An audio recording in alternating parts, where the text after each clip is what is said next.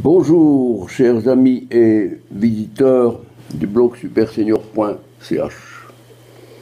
Je vous souhaite à tous un excellent dimanche et surtout un bon dimanche de paix.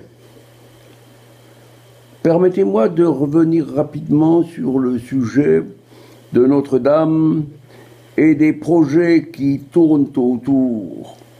Avouez qu'il y a quand même des coïncidences bizarres.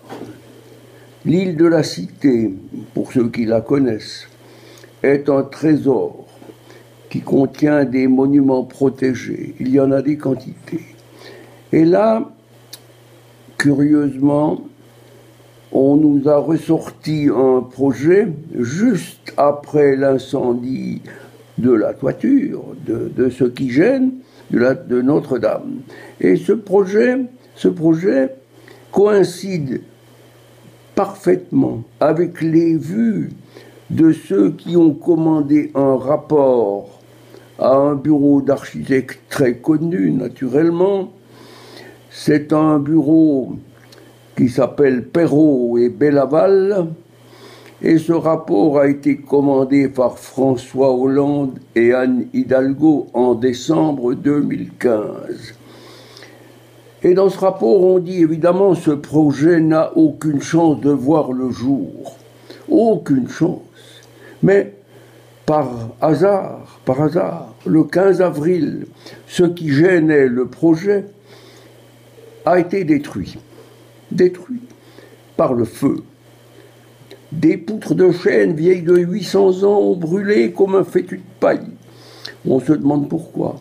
Et on sait pertinemment, et le pouvoir le sait très bien, que ce n'est pas un accident, mais que ça a été préparé soigneusement par des équipes inconnues, par des équipes au service de Lucifer.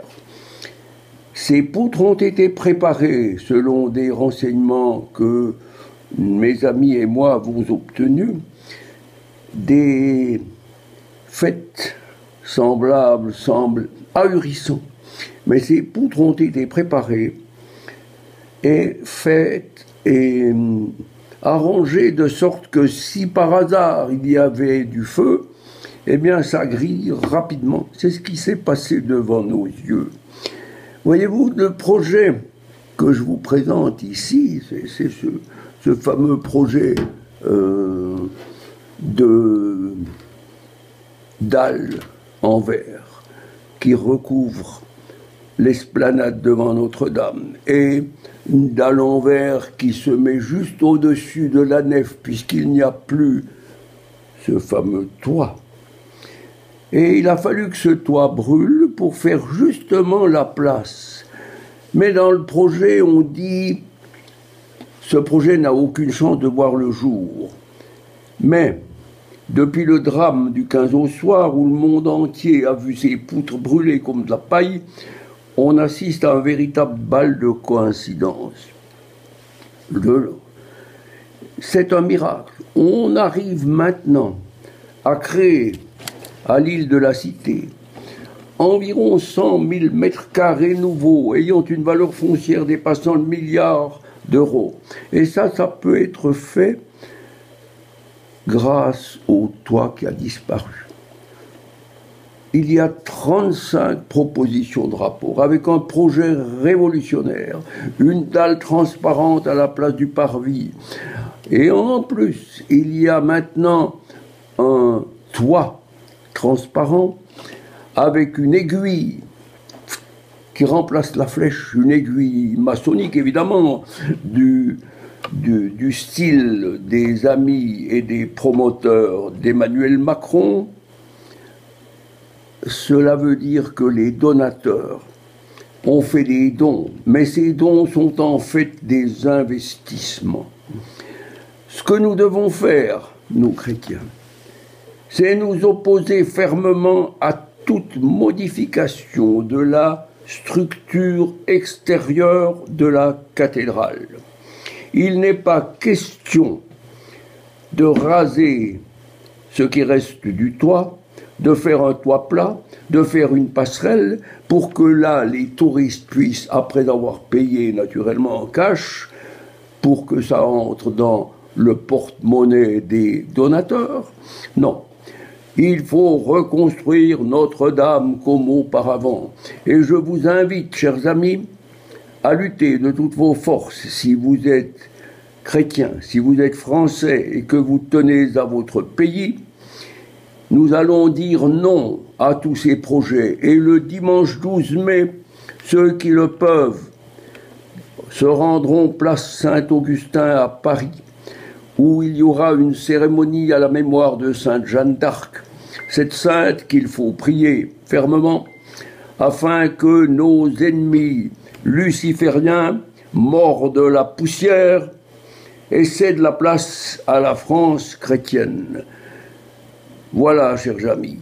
En parallèle, je crois qu'il n'y a pas sur les sites sociaux, il n'y a pas de groupe actuellement qui fédère et qui canalise toutes ces publications visant à préserver Notre-Dame.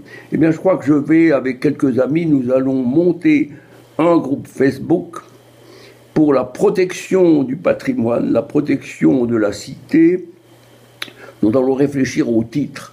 Mais c'est sur ce groupe Facebook qu'on pourra envoyer des articles, commenter et travailler de façon à ce qu'on puisse atteindre le but voulu, qui est de dire non à M. Macron et oui à la France chrétienne, qui va ressusciter grâce peut-être aux cendres que la Providence a mis sous nos yeux, afin de réveiller les Français qui dorment.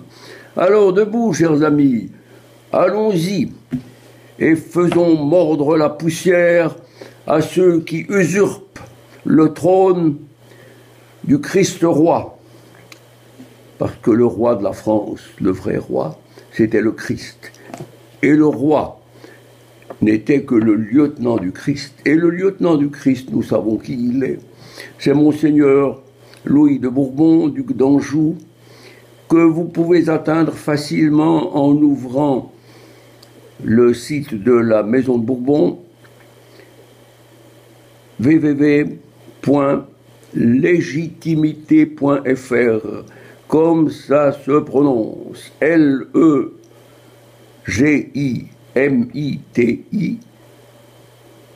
Je recommence, legitimité.fr. Voilà, tout est clair. Le roi de fête, c'est Louis XX et c'est lui qui va attendre l'appel des Français. Ne tardez pas trop, faites-le maintenant, parce que le vrai roi, c'est Louis XX, et ce n'est pas l'héritier de l'usurpateur Louis-Philippe, en fait, Philippe Égalité fils, qui tente de se hisser au sommet dans les revues People en faisant visiter Amboise à M. Macron, les deux étant probablement des amis de la loge. Bon dimanche, au travail, et luttons pour la France chrétienne. Merci.